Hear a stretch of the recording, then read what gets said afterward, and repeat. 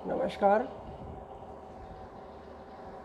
मैं sir doctor A के Gautam, associate professor, राजकीय बांगड़ महाविद्यालय, डीडवाना। मैं आज प्राणी शास्त्र विभाग के एमडीएस यूनिवर्सिटी के जूलॉजी के बीएससी सेकेंड ईयर के थर्ड पेपर के लिए एक बहुत ही अप्लाइड विषय वेस्ट वाटर मैनेजमेंट, अपशिष्ट जल प्रबंधन के बारे में मैं आपसे डिस्कस कर रहा हूँ। अपशिष्ट जल क्या होता है? अपशिष्ट जल वो जल होता है जो कि घरेलू उपयोग के उपरांत नालियों के द्वारा डिस्चार्ज किया जाता है। इसके अंदर घरेलू उप उत्पाद एवं इंडस्ट्रियल वाटर भी वेस्ट वाटर होता है। कपड़े धोने, नहाने आदि के उपरांत इसकी हार्डनेस बहुत ज़्यादा होती है और यह जल अगर रिसाइकिल कर लिया जाए तो शुद्धिकृत होकर कृषि के एवं पुनः घरेलू उपयोग में काम में आ सकता है। क्योंकि हम लोग घर में मीठा जल उपयोग में लेते हैं और पृथ्वी पर मीठे जल की मात्रा जैसे जैसे पॉपुलेशन बढ़ती जा रही है वैसे वैसे कम होती जा रही है और आने वाले समय में मीठे जल या घरेलू उपयोग के लिए जल या मनुष्य के उपयोग के लिए पीने योग्य पानी की समस्या बहुत विकराल रूप धारण करने वाली है। इस संदर्भ में अगर हम बात आगे करें कि वेस्ट वाटर या सीवेज वाटर का मैनेजमेंट कैसे किया जाए, तो इसके बैकग्राउंड में आप ये समझिए कि जल प्रोटोप्लाज्म क्या होता है? प्रोटोप्लाज्म सेल के साइटोप्लाज्म का एक घटक होता है जो कि प्रोटोप्लाज्म के लगभग 80 से 90% भाग को जल द्वारा डिनोट किया जाता है या जल द्वारा बना हुआ होता है। तो जीवन के लिए इससे तात्पर्य हुआ कि जल जो है बहुत ही आवश्यक घटक है।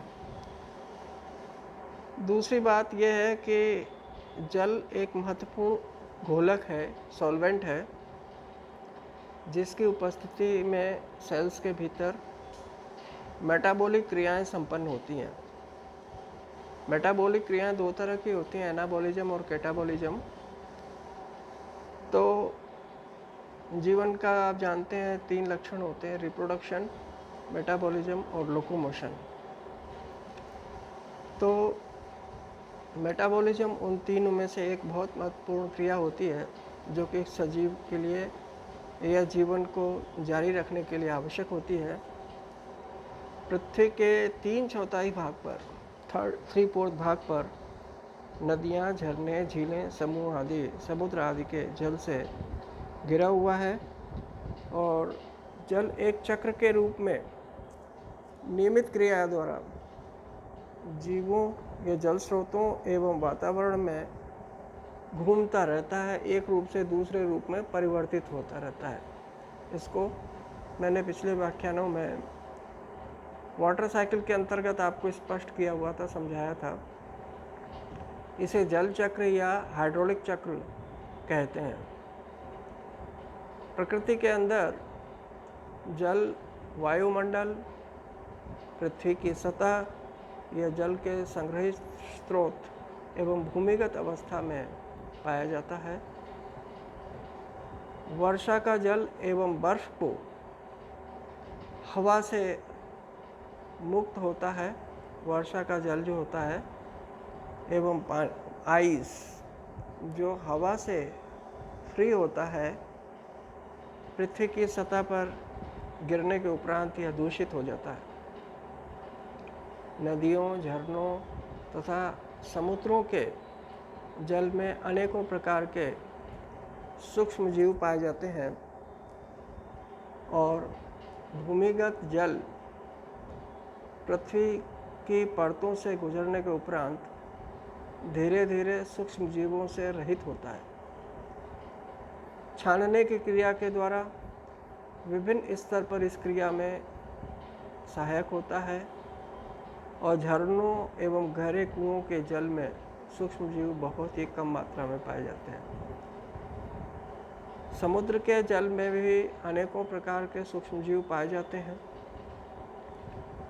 प्रकृति में रासायनिक दृष्टि से शुद्ध जल नहीं पाया जाता।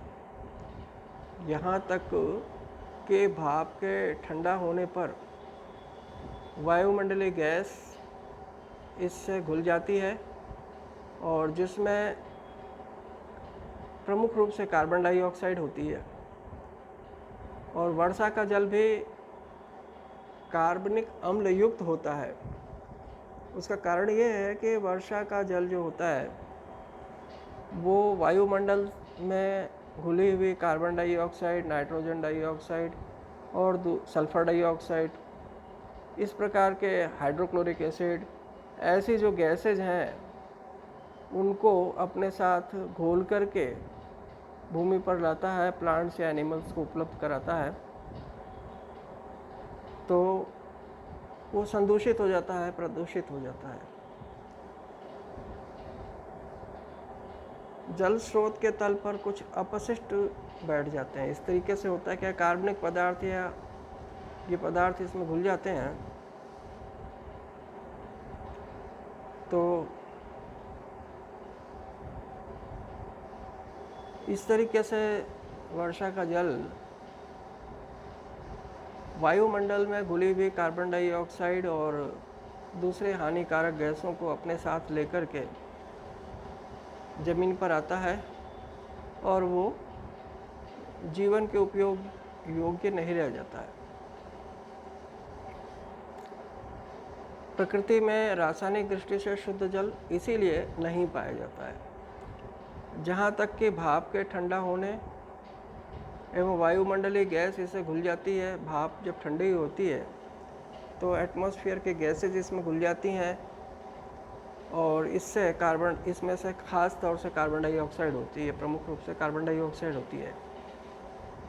वर्षा का जल भी कार्बनिक अम्ल युक्त होता है क्योंकि एसिड्स की वेपर्स जो कि इंडस्ट्रीज से और दूसरे स्रोतों से वायुमंडल में जाती है और हाइड्रोजन के साथ में कार्बन डाइऑक्साइड मिलकर के कार्बोनिक एसिड बना लेती है। इस प्रकार मृदा में अकार्बनिक आयन इसमें मिलकर इसे कुछ स्तर तक अस्वच्छ बनाते हैं। इनमें कार्बनिक पदार्थ तथा जीवाणु भी मिल जाते हैं। तो इस तरीके से ऑर्गेनिक पॉल्यूटेंट्स भी इसमें समाहित हो जाते हैं और जीवों द्वारा उपयोग किए जाने के उपरांत जल गंदा एवं जीवाणु युक्त हो जाता है। बरसात का जल बहता हुआ जल और मूत्र, मिट्टी, कार्बनिक एवं अनेकों अकार्बनिक लवण के घुलते रहने के कारण दूषित हो जाता है, जिसे अपशिष्ट जल या अनुपयोगी जल कहते हैं। मल पदार्थ के कारण जैसे कॉलीफॉर्म्स जीवाणु एकत्रित होते रहते हैं और इस समूह के सदस्यों में ई कोलाई, जिसका कि पूरा नाम है इश्चेरिकिया कोलाई, बैक्टीरिया है जो कि संदूषित जल के अंदर खास तौर से पाया जाता है। इसी क्रम में एरोबैक्टर, एरोजेंस प्रमुख है। कभी कभी क्या होता है कि क्लोस्ट्रीडियम, ये भी एक बैक्टीरिया है, क्लोस्ट्रीडियम बाटुलिकम का नाम आपने सुना होगा। तो ये क्लोस्ट्रीडियम एवं अन्य अंशों के जीवाणु भी जल में पाए जाते हैं। वाहित मल मूत्र या सीवेज वाटर, वाहित मल मूत्र युक्त या सीवेज वाटर जल जो होता है वो घरेलू उपयोग के पश्चात का गंदा जल होता है, जिसमें मल मूत्र नहाने धोने के पश्चात का गंदा जल, उद्योगों में उपयोग किया हुआ दूषित जल, कृषि एवं पशुओं के उपयोग में लिए जाने के बाद का गंदा जल, ये सब इसमें होते हैं, जो कि मनुष्य के लिए किसी भी काम का वापस पुनः नहीं होता है। ख़ास तौर से शहरी जल के अंदर स्ट्रेप्टोकोकाई या माइक्रोकोकाई, प्रोटियस या स्यूडोमोनास, लैक्टोबैसिलस वायरस होते हैं और कुछ प्रोटोजोन्स भी पाए जाते हैं, जो अधिकतर पैथोजेंस होते हैं, रोगजनक होते हैं, रोगकारी होते हैं और इनके द्वारा ज्वर, टाइफाइड, हैजा, पोलियो, पेचिस, हेपेटाइटिस आदि अनेकों प्रकार के रोग उत्पन्न किए जाते हैं। सामान्य अपशिष्ट जल में कार्बनिक पदार्थों को अपघटित करने वाले सूक्ष्मजीव एवं मीथेनोजेनिक जीवाणु भी पाए जाते हैं। मीथेन के सड़न, जब को भी ऑर्गेनिक मटेरियल जैसे प्लांट्स के टुकड़े, एनिमल्स पानी में गिर जाते हैं तो वो पानी में सड़ते हैं, तो उसकी वजह से मीथेन का निर्माण होता है और उस मीथेन के कारण मीथेनोजेनिक जीवाणु भी इसमें जल में पाए जाते हैं। यह जल यदि स्वच्छ जल के स्रोत में कुछ मात्रा में छोड़ा जाता है या तनुकृत किया जाता है तो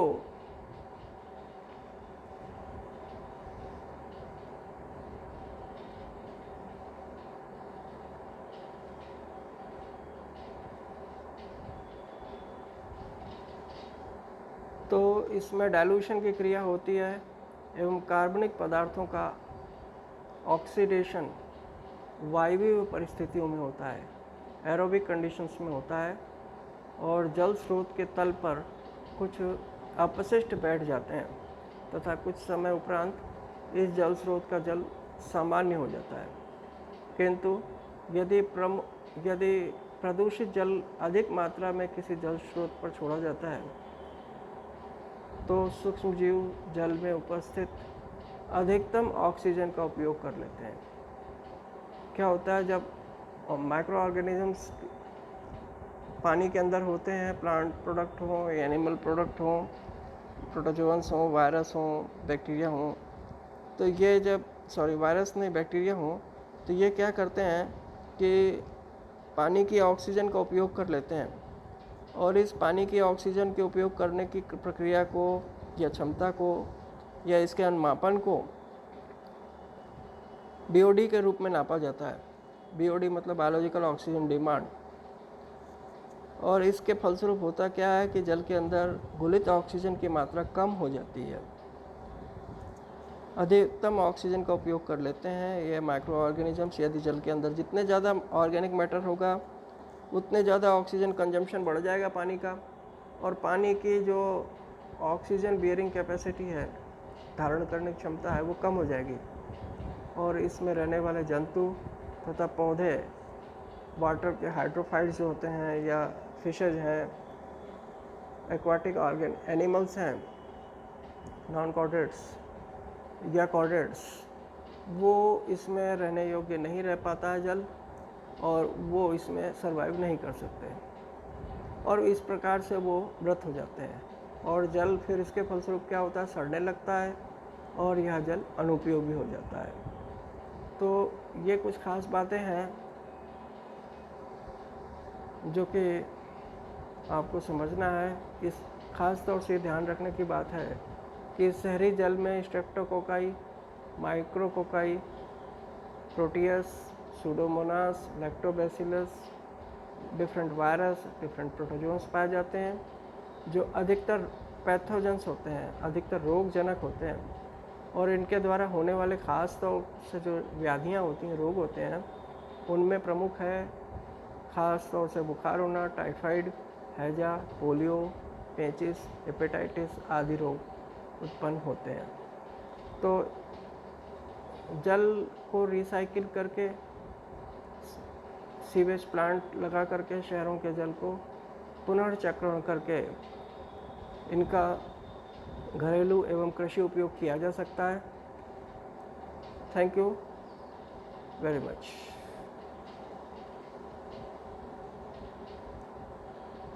तो इस प्रकार से ये जो टॉपिक है ये आपके बीएससी सेकेंड ईयर के जियोलॉजी के थर्ड पेपर के उद्देश्य से मैंने एक्सप्लेन किया है और पृथ्वी के समस्त जल स्रोतों को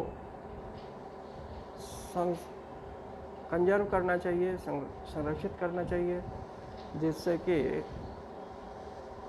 जो पृथ्वी के ऊपर जो जल है, पीने योग्य जल है, उसमें ऑर्गेनिक मैटर कम से कम मिले। कुओं को ढक के रखना चाहिए और नहाने के बाद जो पानी उपयोग में आने के बाद जो डिस्चार्ज किया जाता है, वो कोशिश करनी चाहिए कि वो कम से कम डिस्चार्ज हो और जल का रिसाइकलिंग करके अपशिष्ट जल का प्रबंधन करना चाहिए।